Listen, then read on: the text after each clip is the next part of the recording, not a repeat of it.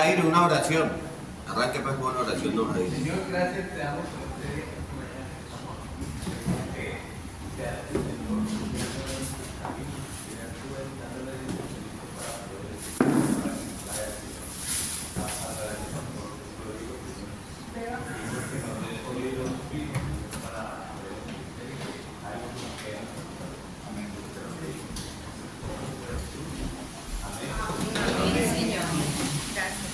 Bueno, entonces vamos a Mateo, vamos al libro de Mateo, el Evangelio de Mateo, en el capítulo 7. Estamos en el último capítulo de los 3 que contienen el Sermón del Monte.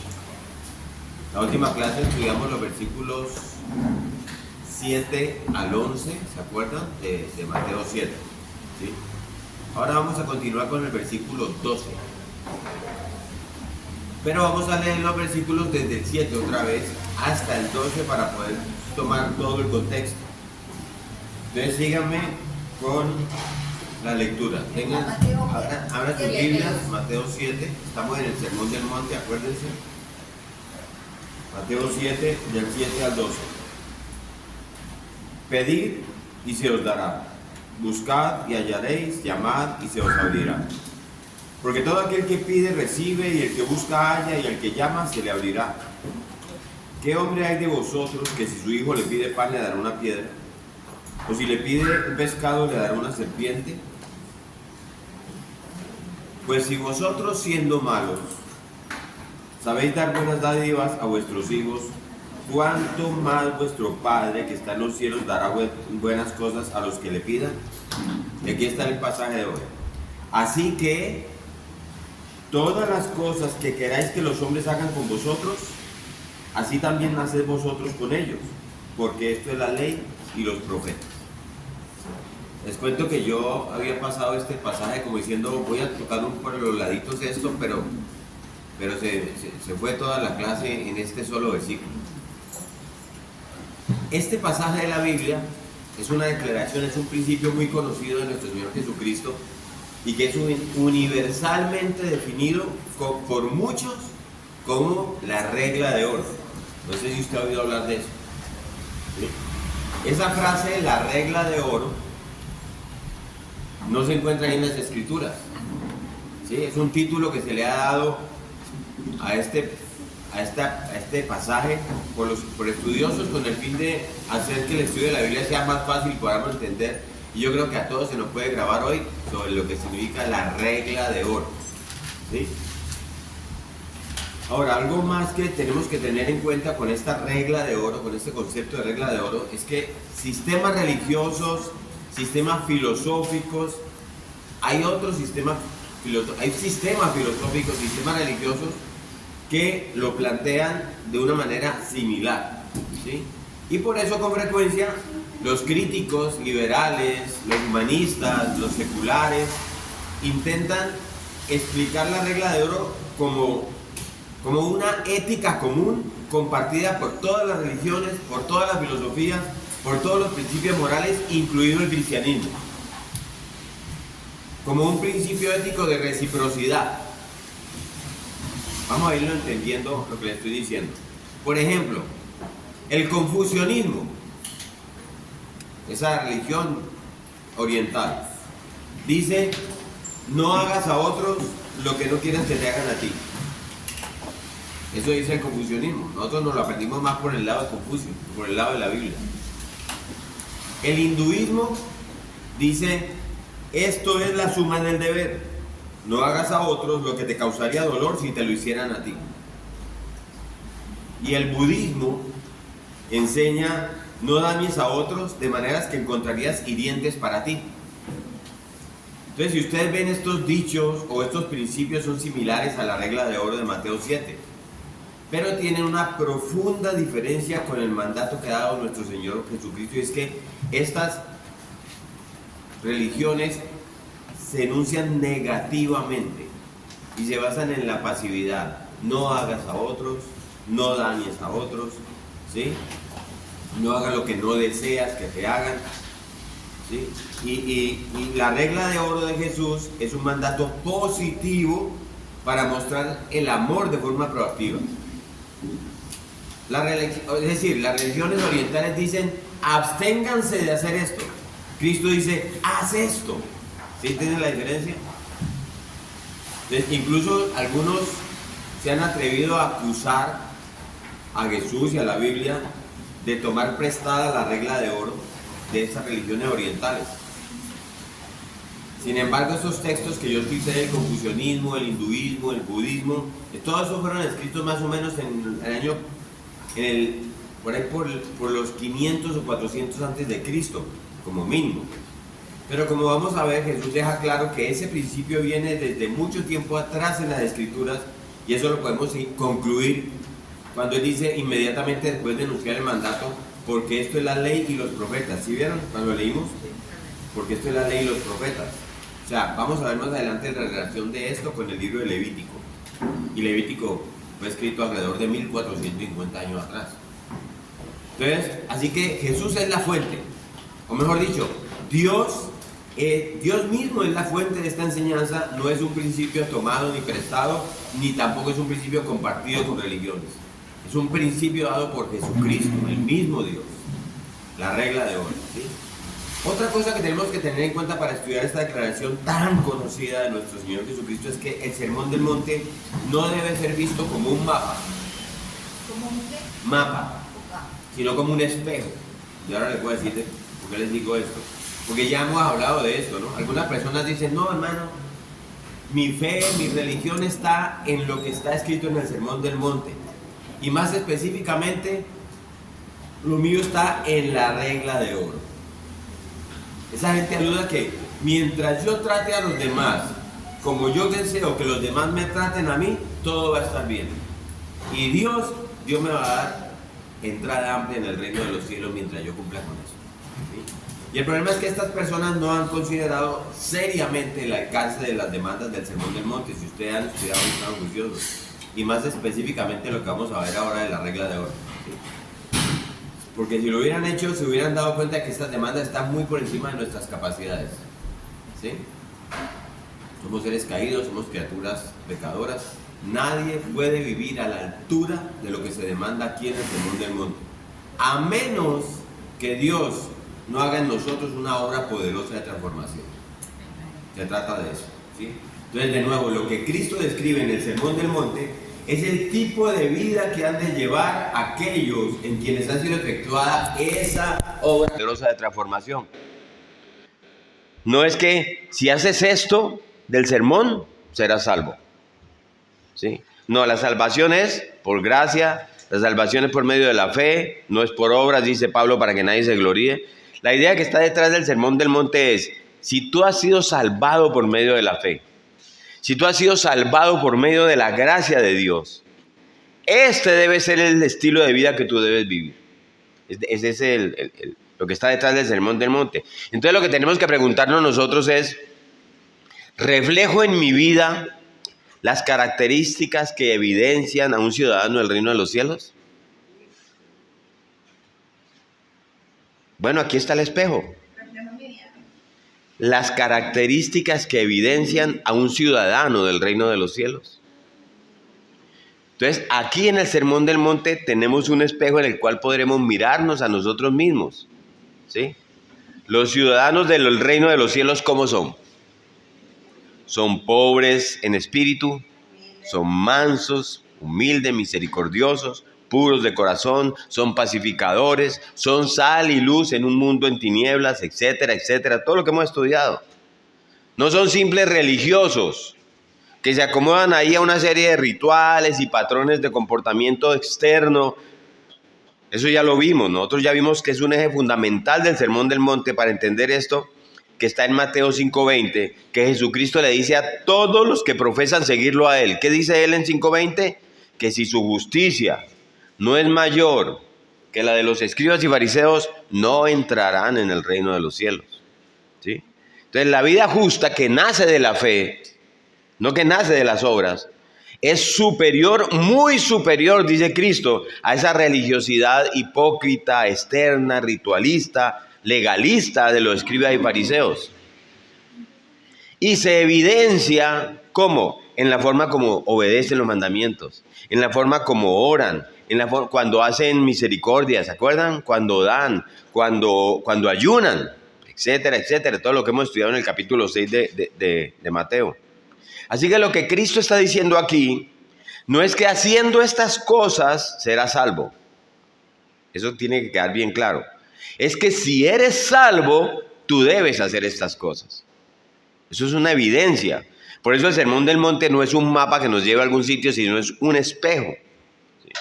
Y yo creo que si usted ha sido juicioso a lo largo de nuestro recorrido a través del Sermón del Monte, de los textos de Mateo 5 al 7, habrá podido contemplarse en este espejo para evaluarse objetivamente a usted mismo.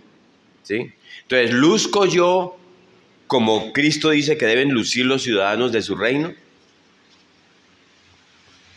Ahora, una aclaración. Los discípulos de Cristo no son perfectos, ¿no? Gracias a Dios. Los discípulos de Cristo tenemos que luchar también contra la corrupción y el pecado que mora en nosotros todavía. Pero Dios ha puesto en sus hijos ese principio de santidad que los mueve efectivamente a ir en pos de la piedad, a ir en pos de todo lo que le agrada a Dios. Eso es algo que Dios ha puesto en sus hijos. Y cuando un hijo de Dios es vencido por el pecado, porque los hijos de Dios pueden ser vencidos por el pecado o por algún patrón de conducta que traen, ¿sí? que es contrario a los principios santos de Dios, al cristianismo, el verdadero cristiano, ¿qué hace? Siente el peso de su corrupción. ¿Sí? El verdadero cristiano no dice, yo soy así. El verdadero cristiano es movido por ese mismo principio de santidad al arrepentimiento y a confesión de pecado. ¿Sí? Entonces, esta declaración que vamos a estudiar hoy, la regla de oro, resume en una forma magistral todo lo que se ha dicho en el Sermón del Monte y que hemos estudiado hasta hoy. ¿Sí? Acerca de lo que debe ser la conducta de un hijo de Dios.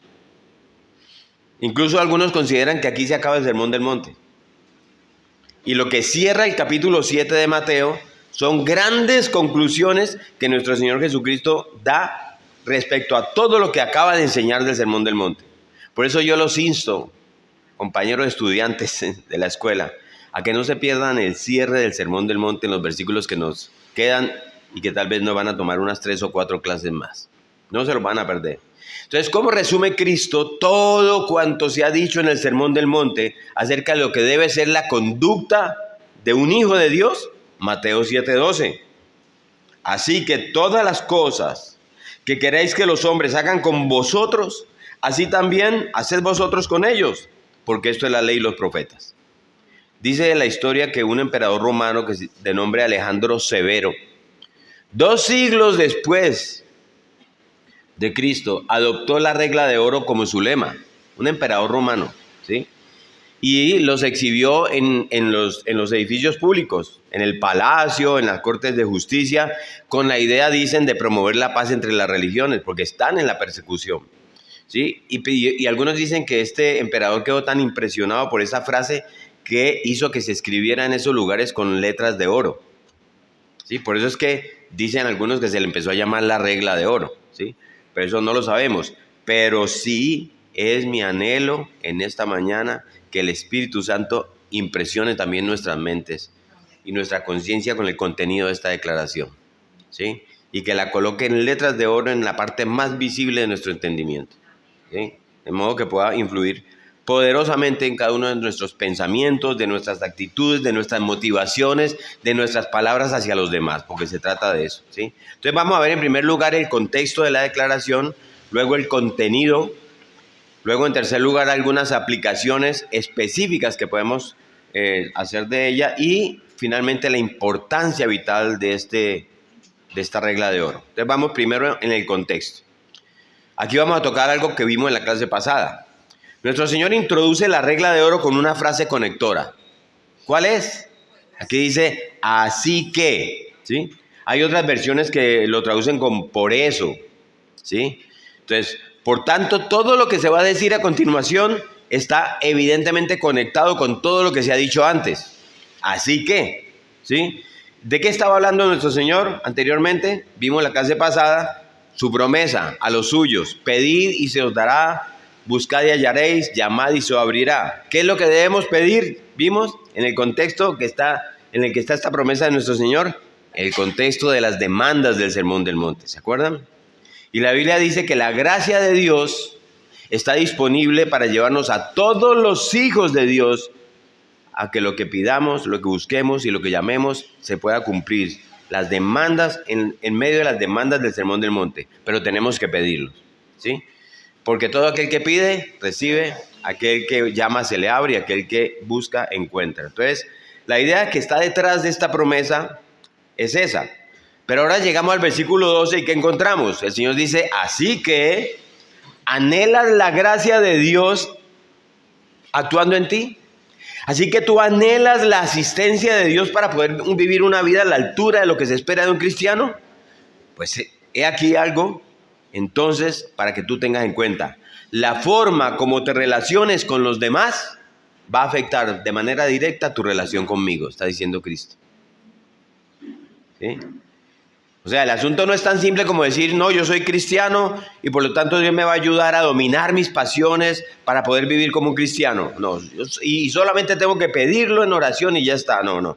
Hay que parar un momento ahí y decir, aquí hay un requisito que tienes que tomar en cuenta, dice Cristo. ¿Sí? La forma como te relacionas con los demás va a afectar de manera directa tu relación con Dios. Es cierto que Dios ha prometido concederte su gracia, ¿sí? Pero Él espera de nosotros cierta disposición hacia los demás, ¿sí? Y la frase se debe entender entonces ¿cómo? Por cuanto deseas buenas dádivas de nuestro Padre Celestial. ¿Sí ve que antes había dicho dar buenas dádivas en el versículo 11? Pues si vosotros siendo malos sabéis dar buenas dádivas a vuestros hijos, ¿cuánto más vuestro Padre? ¿Sí? ¿Se acuerdan? Entonces vamos a contextualizar esto. Por cuanto tú deseas esas buenas dádivas de vuestro Padre Celestial, todo cuanto queráis que los hombres hagan con vosotros, así también vosotros haced con ellos, porque esto es la ley y los profetas. ¿Sí ven la conexión? ¿Sí quedó claro? Vamos a desarrollarla más ahí. O sea, es un principio fundamental que corre a lo largo de las Escrituras. Nuestra relación horizontal afecta a nuestra relación vertical. ¿Sí? Orar a Dios no solo es un acto de confianza, es un acto de amor a Dios. ¿Correcto? Oramos a Dios porque amamos a Dios, porque deseamos comunicarnos con Él, porque nos deleitamos en estar cerca de Él. Cuando usted ora, ese debe ser la base de su oración. La oración que no emana de un corazón amoroso es en muchos sentidos una oración deficiente. ¿Sí? Ahora, el amor de Dios trae consigo como consecuencia ineludible amor por aquellos en quienes Dios ha plasmado su imagen. Y más específicamente, amor por aquellos en quien Dios, a través de su gracia, ha obrado salvación en ellos. ¿Sí? Entonces, ¿qué dice la Biblia en 1 de Juan 4? Vamos a la primera carta de Juan. Acompáñenme a la primera carta de Juan. Capítulo 4, versículo 20, en la primera parte. Primera carta de Juan, capítulo 4, versículo 20. Pero sabemos que el Hijo de Dios ha venido... Perdón. El 4, es que leí el 5. Si alguno dice, yo amo a Dios y aborrece a su hermano, es mentiroso. ¿Sí ven? O sea, la oración del mentiroso no va a ser oída en el trono de Dios, delante del trono de Dios. Si alguno ama a Dios y aborrece a su hermano, es un mentiroso. Luego dice, pues el que no ama a su hermano, a quien ha visto, ¿cómo puede amar a Dios a quien no ha visto? Si no ama a su hermano, esta persona se engaña. Si piensa que sus oraciones son oídas, cuando son traídas delante del trono de Dios.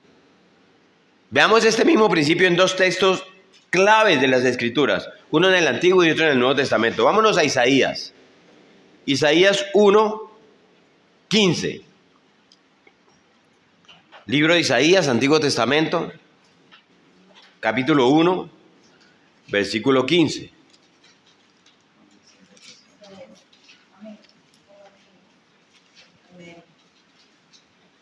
Se los voy a leer yo.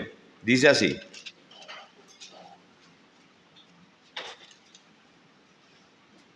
cuando extendiereis vuestras manos, ¿sí? Cuando extendáis vuestras manos. O sea, aquí la idea es cuando levanten sus manos en oración. Esa es la idea. Cuando extendáis vuestras manos, yo esconderé de vosotros mis ojos, dice el Señor. Asimismo, cuando multipliquéis la oración, yo no oiré. ¿Sí? ¿Me siguen ahí? ¿Por qué? Porque llenas están de sangre vuestras manos.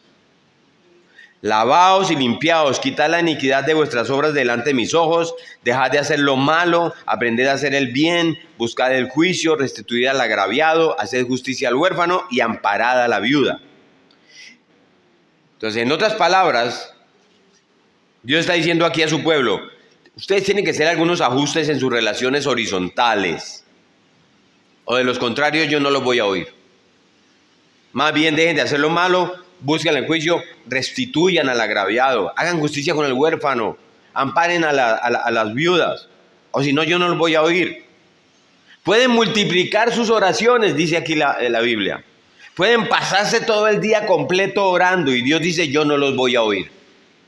Nuestra relación horizontal afecta de manera directa nuestra relación vertical. ¿Sí?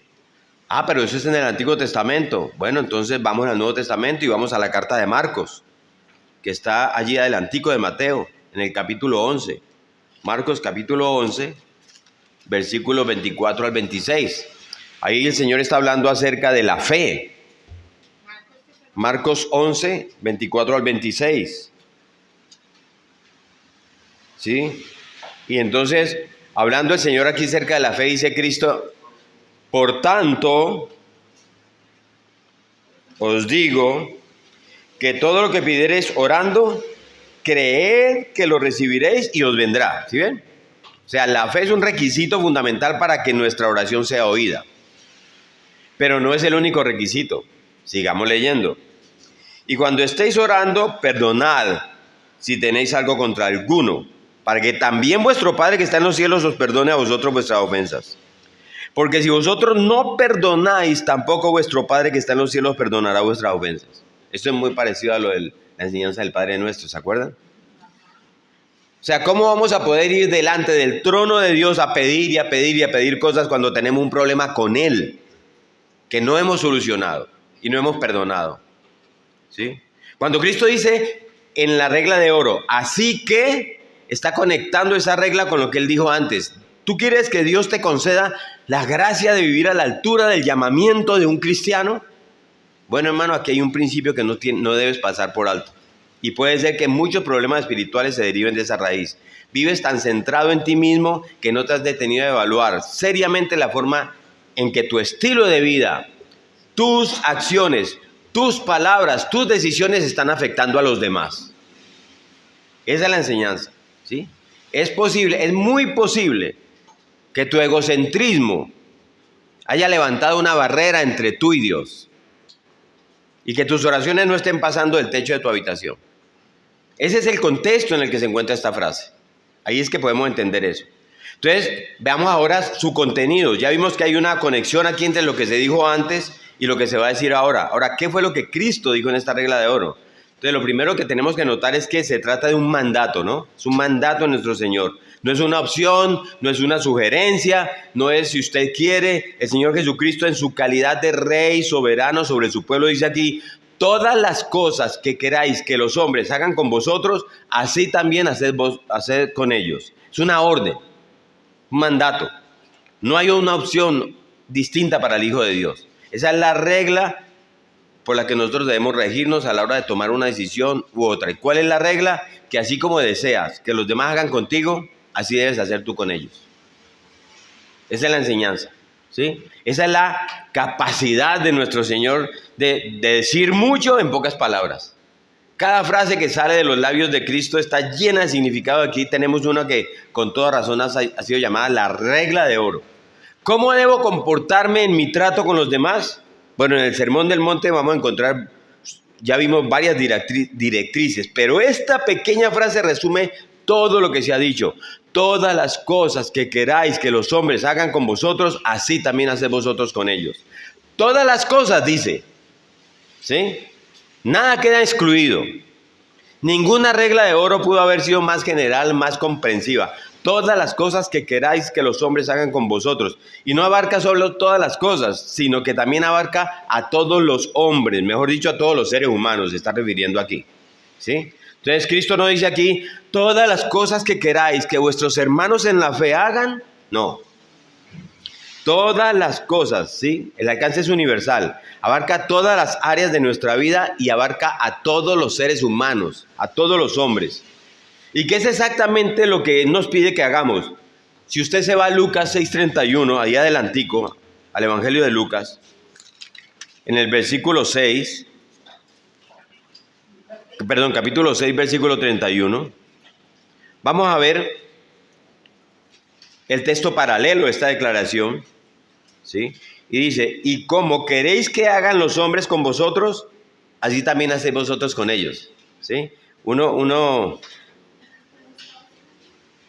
Lucas 6:31. Y como queréis que hagan los hombres con vosotros, así también hacéis vosotros con ellos, ¿sí? Pareciera que dice lo mismo que uno lee en Mateo, ¿cierto? Pues no es exactamente lo mismo. El texto de Lucas amplía y explica incluso el texto de Mateo. Y se lo voy a decir. Porque la regla de oro no se puede cumplir de forma mecánica, ¿sí? Como queréis que hagan los hombres con vosotros, así también hacéis vosotros.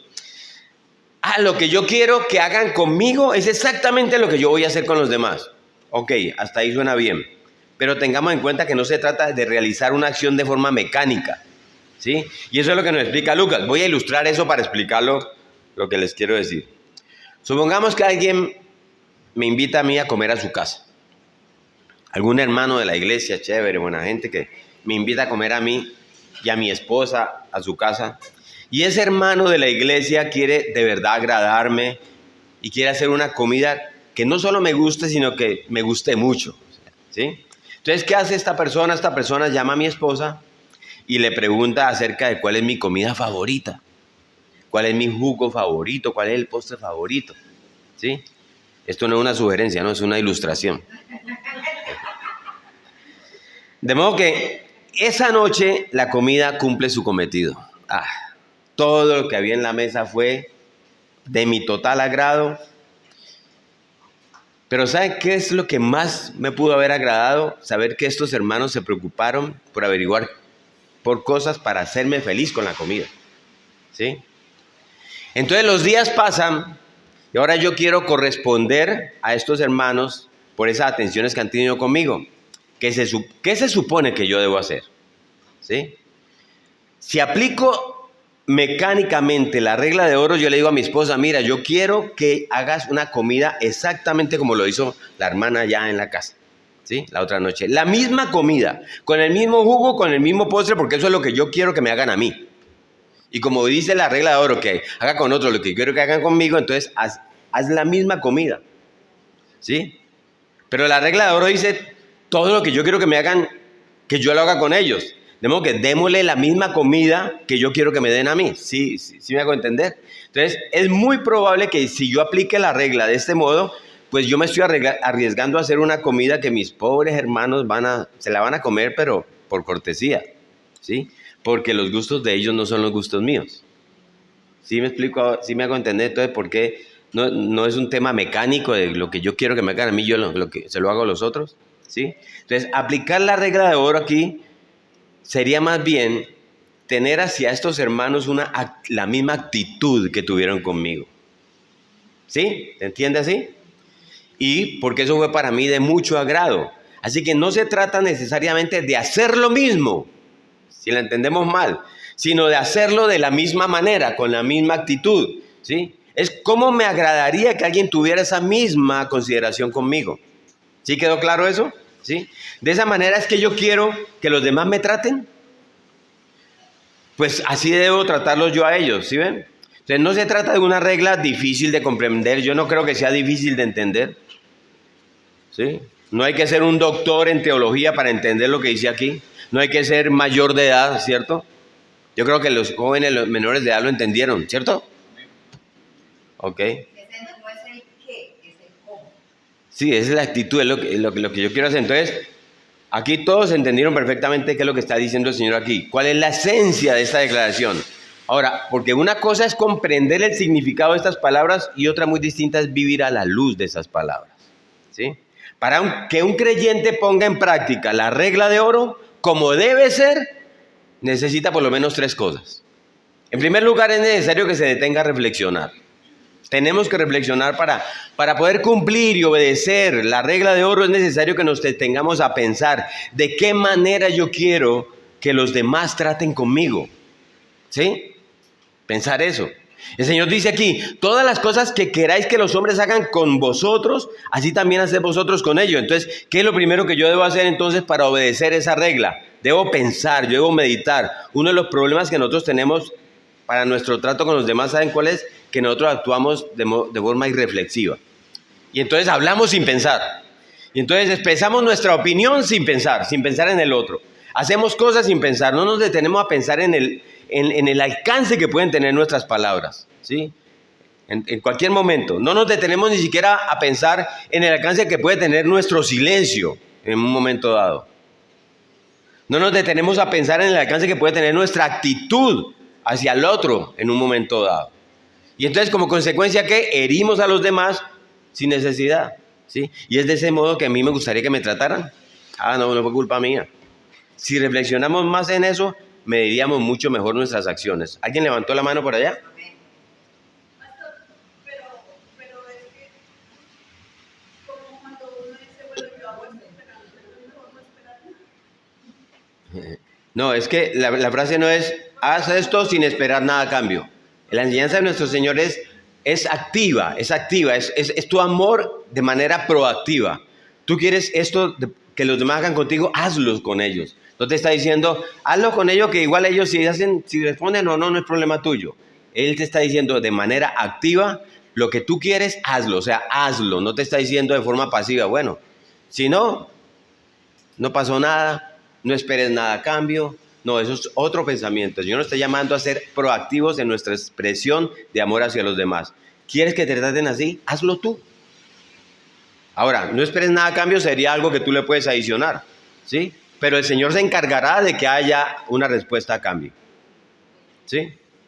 Entonces, para obedecer, ¿qué tenemos entonces? Que reflexionar, pensar primeramente en la forma que nos gustaría que nos traten a nosotros en todas las situaciones que se nos presentan en el día a día. Por ejemplo, me gustaría que cuando yo estoy parqueando el carro venga un vivo y se meta primero y me quite el parqueadero. Aquí estoy poniendo casos prácticos. ¿Me gustaría eso? Ok, entonces todas las cosas que queráis que los hombres hagan con vosotros, así también haced vosotros con ellos. Ahí por poner un ejemplo. Me gustaría llegar, por ejemplo, a la iglesia, venir aquí sin conocer a nadie y que nadie me salude. Y que nadie se me acerque y me diga o me haga eso, me salude aunque sea. ¿Me gustaría eso? ¿Me gustaría que me trataran como si yo no existiera? ¿Cierto que no? Entonces el cristiano en la iglesia debe pensar en eso cuando vea a un hermano nuevo, acercarse a saludarlo. ¿Por qué? Porque todas las cosas que queréis que los hombres hagan con vosotros, hacedlo también vosotros con ellos. ¿Sí ven cómo esta regla es de poderosa? ¿Sí? En segundo lugar, entonces tenemos que pensar, reflexionar. Debemos colocarnos en el lugar del otro. Como dicen coloquialmente, en los zapatos del otro, ¿sí? En su situación particular. Y aplicar este principio, aplicar la regla. Debemos aprender a identificarnos con otro en su problemática y en su contexto. Porque tal vez el otro está pasando por una situación que yo nunca he pasado y que tal vez nunca voy a pasar.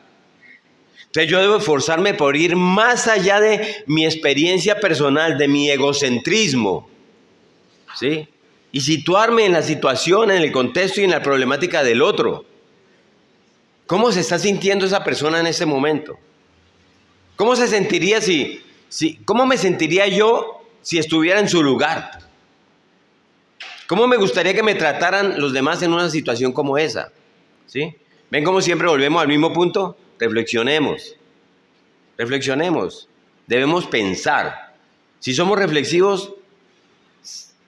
irreflexivos, no vamos a poder obedecer ni este ni ninguno de los mandatos de nuestro Señor, ¿sí? Pero una vez que hemos hecho esto, una vez que hemos hecho el esfuerzo de colocarnos en el lugar del otro, ahora entonces yo debo, en tercer lugar, tomar la determinación de pensar, de decir, de hacer, únicamente las cosas que me agradarían a mí si yo estuviera en esa situación. ¿Sí estuvo claro eso? Pensar, hacer, decir únicamente las cosas que me agradarían a mí si yo estuviera en una situación similar. ¿Sí? No solo debo llegar a una conclusión mental, ahora yo debo decidir, tomar la determinación de pensar, de decir, de hacer únicamente las cosas que me agradarían a mí si estuviera en una situación similar. Eso es lo que Cristo espera de nosotros si decimos ser sus discípulos. Entonces yo espero que con eso se hayan dado cuenta que esta regla se trata de que algo que necesita ser cultivado toda la vida, todo el tiempo. Aquí no hay 3 pasos, aquí no es 1, 2 y 3. Y con esto lo vas a lograr, no. Aquí estamos hablando de algo que para desarrollarlo, para cultivarlo, se necesita toda la vida. ¿Sí? Aún el creyente más maduro necesita seguir trabajando en esto. Continuar desarrollando esa disposición de relacionarse con los demás de esa manera. ¿Sí? Día tras día, nos vamos a ver envueltos en situaciones que demandan de nosotros la aplicación de este principio llamado la regla de oro. Pero tenemos que trabajar diligentemente con la ayuda y el poder del Espíritu de Dios para hacerlo un hábito mental, para convertirlo en una realidad y pensar de esa manera. ¿Por qué? Porque en esto se resume la vida del cristiano a nivel horizontal. ¿Sí? Y entonces ya vimos el contexto, el contenido, hagámoslo más práctico. Por eso fue que aquí dije, no, esto se va a la clase. Vamos a aplicar en algunas situaciones prácticas esta declaración. ¿Sí? Obvio que es imposible que en este corto tiempo vamos a poder llenar todas las áreas en las que nosotros tendremos en nuestra vida poner en práctica la regla de oro. Entonces me voy a limitar simplemente a considerar esta regla en 4 contextos. En el familiar, en el comercial, en el laboral y en el de nuestras relaciones interpersonales. Entonces comencemos con el contexto familiar. ¿Sí? Si hay algún lugar, yo creo que usted me va a entender en esto, todos tenemos familia. Si hay algún lugar en el que tenemos y tendremos que poner en práctica este principio día tras día es en el hogar. La relación del esposo con la esposa, la relación de la esposa con el esposo, de los padres con los hijos, de los hijos con los padres, de los hijos entre ellos. Continuamente ahí se van a presentar situaciones en las que vamos a tener que aplicar esa regla de oro, ¿sí o no? Entonces los esposos, aquí hay esposos esta mañana, ¿sí? Y hay esposas también, ¿no? Obviamente. Por ahí empezamos, ¿sí? Miren lo que nuestro Señor está diciendo de nosotros y ustedes y yo profesamos ser cristianos. En nuestra relación conyugal debemos hacer todas las cosas que quisiéramos que nuestro cónyuge haga con nosotros. Ahí, empezamos por ahí, ¿cierto? Y yo le pido a Dios misericordia esta mañana. ¿Se sintió así? Entonces, marido, vamos a pensar un momento en nuestras esposas, ¿sí? Ellas, aunque trabajen fuera de casa o estén en casa, día tras día, son ellas las que siempre tienen esa disposición a atender las labores de la casa, ¿sí o no? No es una práctica fija, queda claro, ¿sí? No es una práctica fija, pero normalmente son ellas las que ponen en orden las cosas, son ellas las que hacen la comida, son ellas las que están atentas en el cuidado de los niños, ¿sí o no? Etcétera, etcétera, etcétera, normalmente, ¿sí? Ahora, esposos, si eso fuera lo que te tocara hacer día tras día, porque te tocó hacerlo, ¿no te gustaría vivir con una persona considerada a tu lado? Alguien que no esté dejando tirado todas las cosas por donde pasa, que no esté dejando su huella de carbono por ahí. Un pedazo de ropa por allí, un plato por allá, la taza en el comedor, encima del televisor y cosas así por el estilo. Entonces, siendo así las cosas, ¿te gustaría vivir a los esposos con una persona considerada a tu lado? ¿No les gustaría a maridos vivir con una persona que verbalmente les expresara su aprecio por las cosas que hacen día tras día? Misericordia, Señor. Y si fueras el que limpia la casa todos los días, y que cocinas todos los días, y que cuida a los niños todos los días, ¿no te gustaría vivir con una persona a tu lado que te dijera cuánto aprecio eso que haces? Una labor que nadie nota, solamente tú y tus hijos, ¿sí? ¿No te gustaría, esposo, que tu cónyuge te dijera un día, descansa un rato, yo me ocupo de los niños? o yo organizo la casa. ¿No nos gustaría? Permíteme, mi amor, yo recojo los platos. Amén. Amén. Y tú descansa un poco más, descansa. ¿Sí? ¿No es así que nos gustaría vivir, esposos? ¿Sí? ¿No te gustaría tener a tu lado una persona que estuviera pensando en ti y que cuando llegue a la casa esté dispuesta a conversar? Amén. Amén. Yo sabía que hoy voy a pedir misericordia. No, pero pastor, yo trabajo en la oficina también y eso sí, está bien, eso es cierto. Sabemos que todos tenemos trabajos día tras día y que llegamos cansados a nuestras casas, pero miren, el amar a nuestras esposas, esposos, y vivir con ellas sabiamente, tratándolas como vasos más frágiles, es parte de nuestras obligaciones como esposo. ¿Sí? Cristianos. Y si no estás haciendo eso, ¿qué dice Dios? Tus oraciones están siendo estorbadas delante de Dios. ¿Sí? Entonces yo no estoy hablando aquí de que hablemos de roles o esas cosas, si de pronto te ha cruzado en la cabeza, ¿sí? O de que qué me toca a mí, qué te toca a ti, porque entonces empezamos a negociar. Aquí estamos hablando es de ponernos en el lugar del otro, ¿sí? De esas tres cosas que hablamos ahora. Aquí estamos hablando de actuar en consecuencia con la regla de oro. ¿Y qué tal con las esposas? Hablemos de las esposas. Si tuvieras que salir día tras día a trabajar allá en medio de un mundo lleno de pecado, en medio de todas las exposiciones, de un mundo lleno de agresividad, lleno de presiones de todo tipo, esposa, si tú eres la que tiene que vivir eso, ¿cómo te gustaría que te recibieran en la casa? ¿Sí? ¿Te gustaría seguir viendo otro rostro más amargado y agresivo cuando llegas a tu casa? ¿O un reclamo? ¿Sí? Entonces, esposos y esposas, ¿no les gustaría acaso que su casa fuera una especie de oasis en medio de este desierto? ¿Sí? Si eso es así, entonces ¿saben qué dice Cristo? Pues todas las cosas que queráis que los hombres hagan con vosotros, así también haced vosotros con ellos, puesto que esta es la ley y los profetas. Miren lo que la regla de oro es en práctica.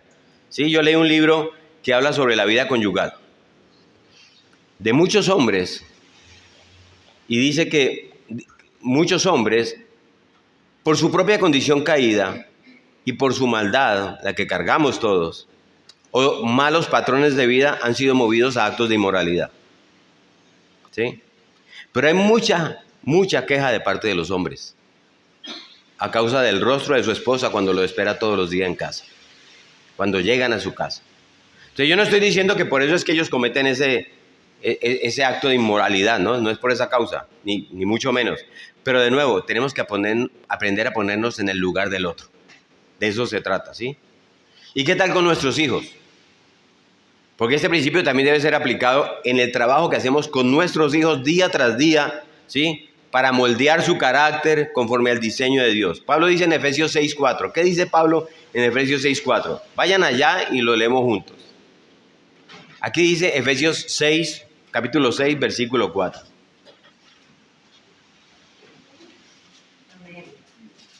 Dice padres, ¿sí? Así empieza la frase. 6:4. Padres. Y cuando Pablo está usando aquí la palabra padres, no está hablando de esa palabra griega que incluye padre y madre. No, señor. Está usando la palabra padre que solo incluye al papá, al varón, a la cabeza del hogar, que es quien debe liderar y moldear los patrones de comportamiento en su casa. ¿Sí? Padres, papás, no provoquéis a ira a vuestros hijos, sino criarlos en la disciplina y amonestación del Señor. ¿Sí? Y hay unos papás que viven en la estratosfera y todos se lo dejan a la mamá. No sé. ¿Sí? Porque aun cuando ellos están en la casa y el hijo, la hija hacen algo que no está bien, entonces que sea la mamá la que se encarguen de eso. ¿Sí? Y ese no es el patrón bíblico. La Biblia dice padres, papás. ¿Sí? Ahora, padres, ¿sí? Si la mamá es la que está bregando con los hijos todo el día, cuando usted llega, cuando papá llega, ¿sí? ¿Le gustaría a usted, mamá, seguir bregando porque no mueve ni un dedo y seguir teniendo que atender a los muchachos? Eso no es ponerse en el lugar del otro. Eso no es cumplir la regla de oro. Aquí dice padres, papás. ¿Sí? Ahora, papás, pongámonos en el lugar de nuestros hijos. Vamos a aplicar la regla de oro. Hagamos memoria, por ejemplo. Papás, digo padres y madres. Cuando eras pequeño, cuando eras niño o una niña, ¿cuántas cosas te hicieron tus papás que te desagradaron y que no fueron justas? ¿Sí?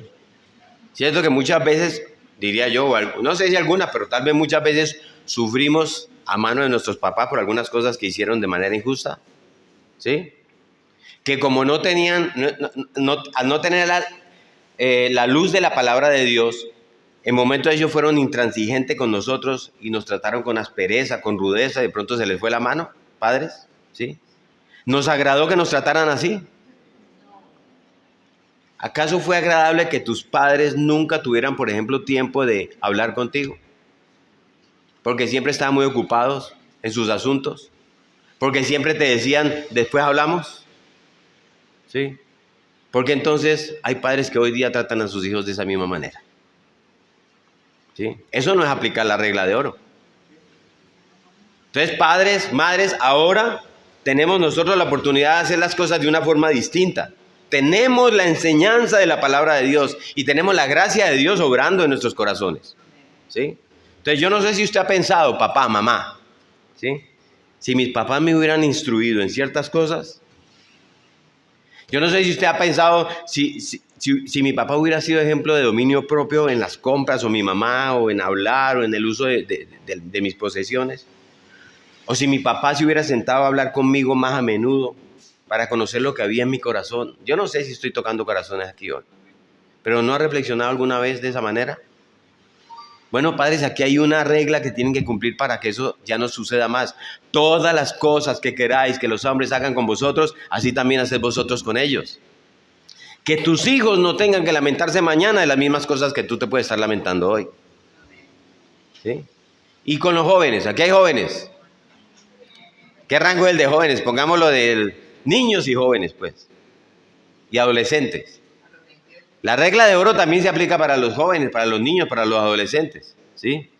En el trato con sus hermanos en la casa, en el trato con los amigos en el colegio, aún en el trato con sus padres.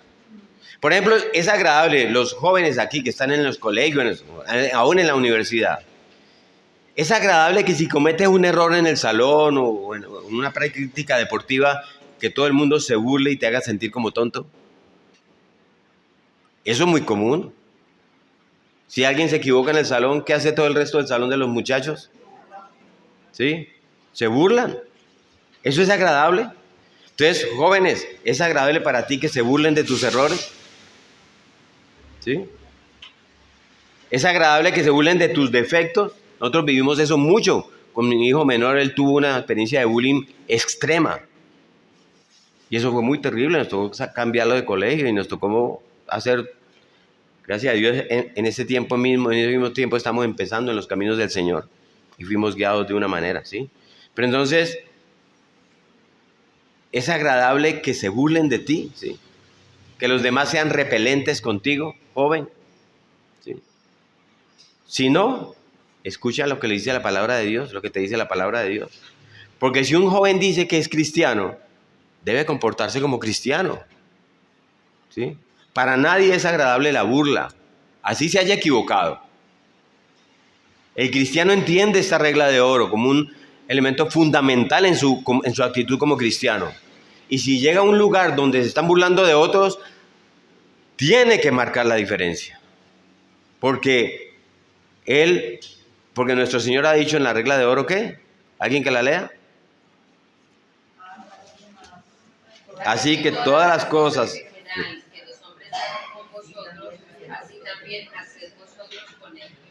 ¿Sí? Para nadie es agradable que resalten los errores para hacerlos sentir mal. Hoy día es muy común eso. ¿Te gustaría eso que te hicieran a ti?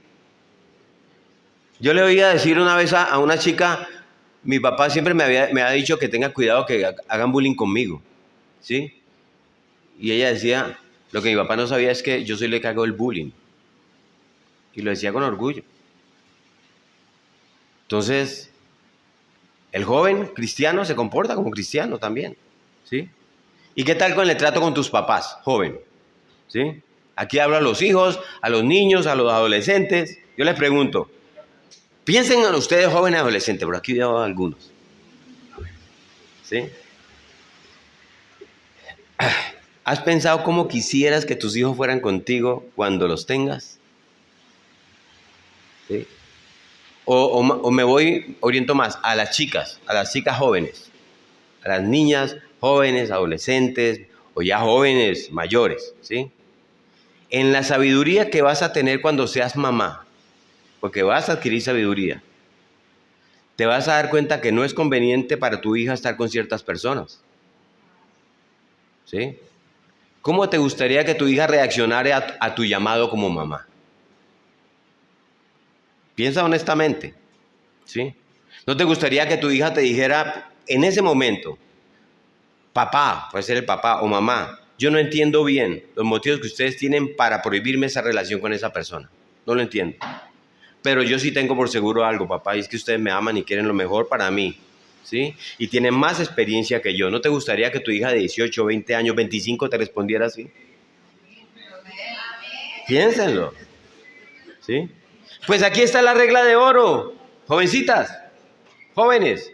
Todas las cosas que queráis que hagan contigo, así también haced vosotros con ellos. Esa es la ley y los profetas. Entonces comienza desde ahora, no cuando tengas la hija, aplicar esa regla de oro, ¿sí? Y ahí podríamos extendernos en este aspecto familiar, pero la regla de oro se aplica en muchas partes aparte del hogar, ¿sí?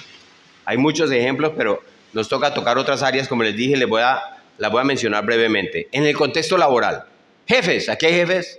Dueños de negocios, sí. Gente que tiene personas bajo su mando. ¿Cómo le gustaría que te trataran si estuvieras bajo autoridad? ¿Le gustaría tener un jefe que nunca los corrige? Yo creo que no, porque no progresaríamos, ¿sí? Pero ¿te gustaría que tener un jefe que cada vez que te corrija lo haga con aspereza, con sarcasmo, te haga sentir mal? Entonces, si tú eres el jefe, aplica la regla de oro, ¿sí? Y si aquí hay trabajadores, gente que está bajo autoridad, si fueras el jefe de la empresa, ¿qué tipo de trabajador te gustaría tener? ¿El tipo de trabajador que llega tarde siempre dando una excusa? ¿Te gustaría tener a alguien que trabaja solamente por el sueldo? ¿Que a las 5 de la tarde tira el lápiz? ¿Te gustaría que alguien se preocupara por tu empresa y que diera todo por tu empresa con todo su corazón? Aplica la regla de oro, ¿sí? Y en el contexto comercial, cuando aplicamos la regla de oro en el contexto comercial, ¿alguna vez usted ha sentido que alguien trata por todos los medios posibles de buscar la manera de sacarnos hasta el alma en un negocio? Uno se siente mal con eso, ¿sí? ¿Quieres que te traten comercialmente con justicia? ¿Que no te cobren de más? ¿Que no te den una mercancía por otra? Así también haced vosotros con ellos, ¿sí? ¿Y qué tal en nuestras relaciones interpersonales? En la iglesia, en la calle. ¿Cómo deseas que los demás te traten? ¿Es agradable estar con alguien que, por ejemplo, solo habla de sí mismo? Cada vez que vas a conversar, capitaliza toda la conversación, ¿sí? Que en una conversación no está interesado por tus cosas, solamente quiere hablar de él y de él y de él. Eso no es agradable, ¿cierto? Bueno, pues todas las cosas que quieran que hagan contigo, también hazlas con ellos, ¿sí? Deseas que los demás sean pacientes, caritativos, considerados. Escucha lo que el Señor dice aquí. Así tienes que hacer tú con ellos. Miren lo importante, lo vital de la regla de oro, ¿sí? Entonces, miren en esta reflexión que hace un teólogo puritano, que es bien, bien profunda. Él se llama Thomas Manton, él vivió por allá en el 1600. Miren lo que él decía. Cuando esta regla de oro es violada por aquellos que han experimentado en carne propia la amargura de haber sido maltratados por otro, su pecado es mayor. La repito. Cuando esta regla de oro es violada por aquellos que han experimentado en carne propia la amargura de haber sido maltratados por otros, su pecado es mayor. ¿Por qué? Porque su conocimiento no es teórico. Esa persona ha tenido ya esa experiencia y su conciencia debe actuar como un freno a sus acciones, ¿sí? Ah, pero pastor, es que yo sé lo que se sufre cuando alguien me trata con dureza. Pastor, yo tengo experiencia y sé lo que se sufre cuando uno es malentendido o cuando no me dan la oportunidad de defenderme. Yo sé lo que se sufre cuando alguien duda de las intenciones en mi corazón de lo que yo hago. Yo sé lo molesto que es eso. Yo sé lo que se sufre cuando yo pido perdón seriamente, sinceramente, y el otro no me perdona. Yo sé lo que se sufre con eso. Porque yo he sufrido eso. Yo he vivido esa experiencia. Bueno, hermano, si es así, entonces ten mucho cuidado de no tratar a los demás de la misma manera. Tú ya sabes, tú ya conoces la experiencia. Entonces Dios tomará más en cuenta tu trato con los demás precisamente por eso, porque no lo estás haciendo en ignorancia. ¿Sí? Ya sabes cuánto se sufre. Y ese sufrimiento que tú infringes al otro con esas mismas cosas, no es en ti más que una perversión más grande, porque tú ya sabes lo que se sufre. No lo hagas con los demás. Y así usted puede aplicar esta regla en un sinnúmero de contextos más. Cuando usted va manejando por la calle, como le digo yo a mis hijos, ¿por qué creen que se arman los trancones que se arman cuando se apagan los semáforos? Porque nadie quiere ceder, ¿sí? Nadie quiere aplicar la regla de oro en ese momento, para nada. Y si alguien por casualidad, un distraído como yo, ¿sí?, se parquea mal, o pasé rápido por descuidado, ¿sí?, ¿cuántos no nos airamos si alguien hace eso? ¿Sí? Así nos gustaría que se enojaran con nosotros y que nos gritaran ¡animal! ¿Usted lo ha hecho? Porque me distraje en un momento dado y pasé rápido y no hice lo que debía hacer. Sí, señores, es que me equivoqué. ¿Sí? Alguien decía que donde más tenía que aplicarse la regla de oro es cuando uno va manejando. Y eso es verdad, sobre todo aquí en Colombia. ¿Sí? Entonces, aplicar la regla de oro es en todo tiempo, en todo lo que hago, y todo tengo que pensar en los demás. ¿Sí?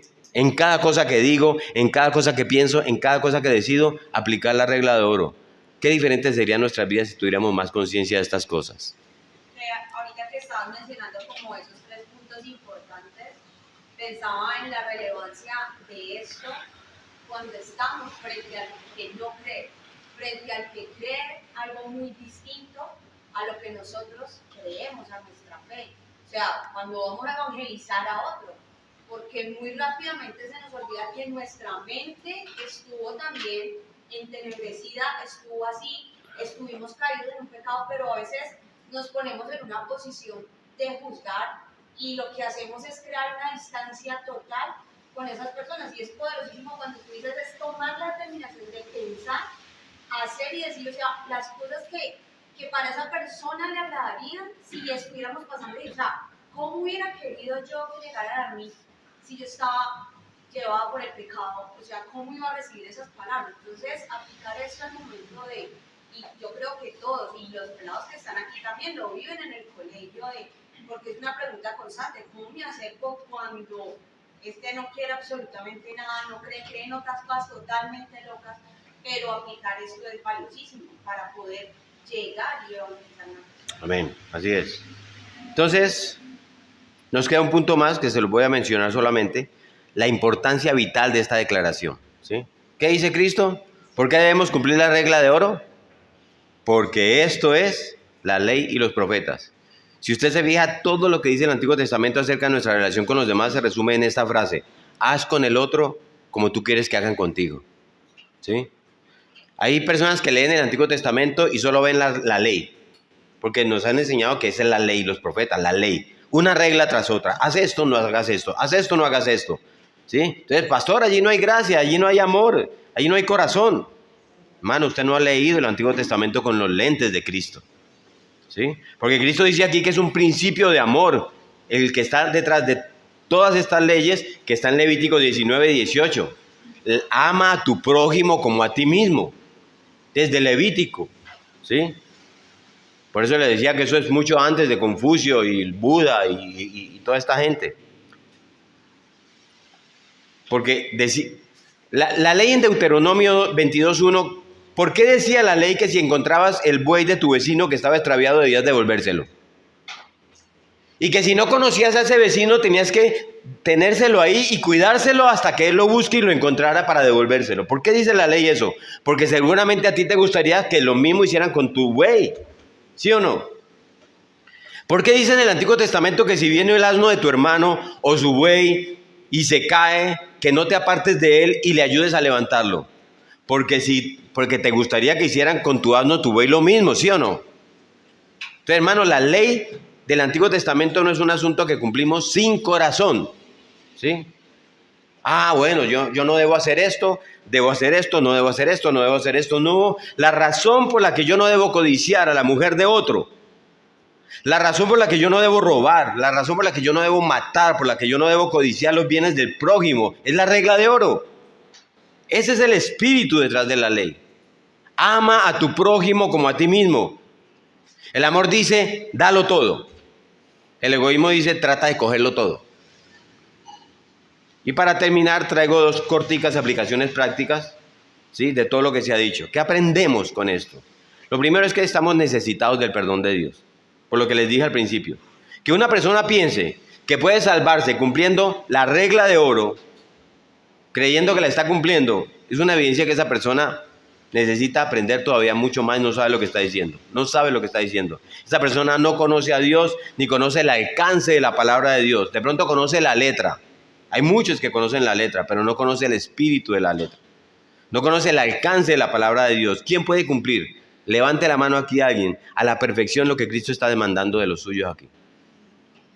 Si esa es la norma de la que la justicia de Dios espera en los hombres, en su trato con los demás, entonces estamos perdidos. Pero hay que decirlo, esa es la norma de justicia que espera Dios de los suyos. ¿Y qué enseña Dios en su palabra? Que por eso estamos perdidos. ¿Qué dice Romanos 3:23? Alguien que nos lea Romanos 3:23. Y ya vamos a cerrar. Por cuanto todos pecaron y están destituidos de la gloria de Dios. Todos pecamos y todos quedamos cortos de alcanzar la gloria de Dios. Nos quedamos muy cortos, pero muy cortos. Por eso vino Cristo a morir a la cruz, para salvar al pecador. Porque nosotros no nos podemos salvar por nosotros mismos. Es por eso que la salvación es por gracia, por medio de la fe y no por obras. Porque por obras, dice Pablo, ningún ser humano ha sido justificado delante de Dios. Porque por más que obres y trates de hacer las cosas, no vas a poder llenar la medida de Dios, ¿sí?